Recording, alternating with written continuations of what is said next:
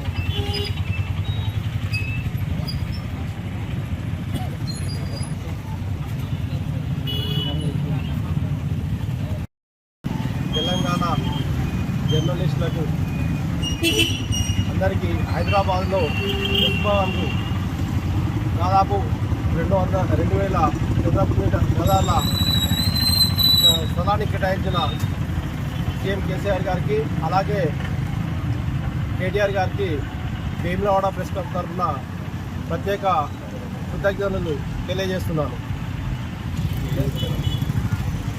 తెలంగాణ కోసమే తెలంగాణ జర్నలిస్టులు అంటూ నినదించి తెలంగాణ జర్నలిస్టు ఫోరాన్ని స్థాపించి ప్రత్యేక తెలంగాణ రాష్ట్ర ఏర్పాటు ఉద్యమంలో కీలక భూమిక పోషించిన జర్నలిస్టులందరికీ ఈరోజు శుభదినం.